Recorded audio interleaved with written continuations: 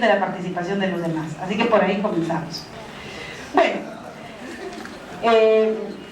cuando queremos hablar sobre la función que el derecho penal tiene y sobre la función que la pena tiene y para qué sirve la ejecución penal, tenemos que remontarnos necesariamente a hablar de estos tres conceptos de manera conjunta, de manera íntegra.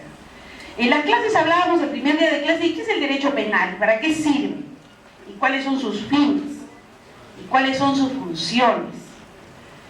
En la misma clase creo que hablamos sobre lo que es la pena, para qué sirve.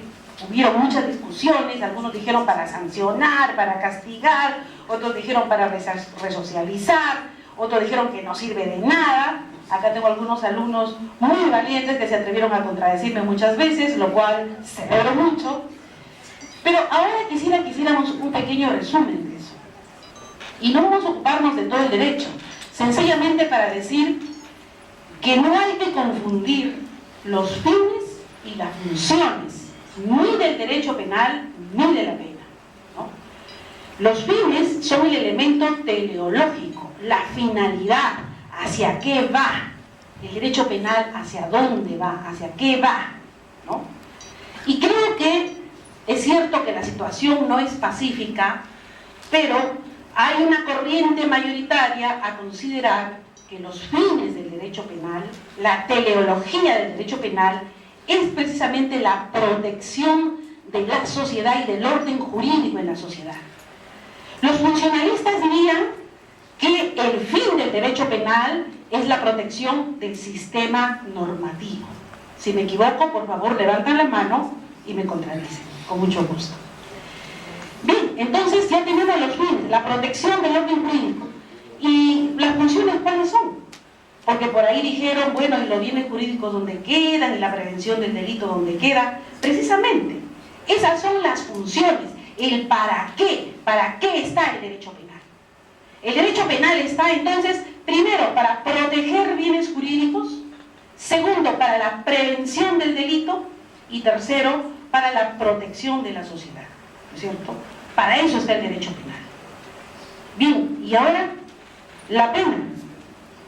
Muchos autores dicen que cuando se habla de los fines de la pena, se está hablando de los fines del derecho penal.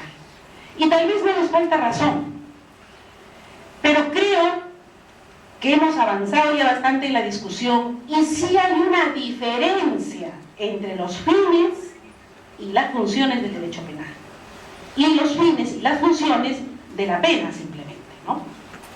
Entonces, si bien hemos dicho que los fines del derecho penal son los de la protección del orden jurídico o de la protección del sistema normativo, entonces, ¿cuáles serán los fines de la pena? En primer lugar, de ello mismo sale, y a ver si alguno recuerda y quiere intervenir. Si nosotros tenemos un orden social que ha sido conculcado por el delito, entonces el primer fin de la pena va a ser precisamente el restablecimiento de ese orden social conculcado o vulnerado por el delito. Y los funcionalistas dirían que va a ser el restablecimiento de la norma, el restablecimiento de la validez de la norma. Ese va a ser el fin de la pena. Y entonces, ¿cuáles van a ser sus funciones? ¿No? Porque ya tenemos el fin de la pena. ¿Cuáles van a ser esas funciones? Las funciones, fíjense ustedes, están señaladas, si quieren, a nivel nacional en el Código Penal, en el artículo 1 y el artículo 9 del título preliminar del Código Penal, ¿no? No es pacífica tampoco esta situación, pero nosotros nos adscribimos a lo que ya tenemos en el Código Penal. Y entonces, esas funciones van a ser, en primer lugar, la protección de la sociedad, en segundo lugar, la prevención del delito, y en tercer lugar, la resocialización. Solo en tercer lugar, conforme muchas veces ya lo comentamos en clase.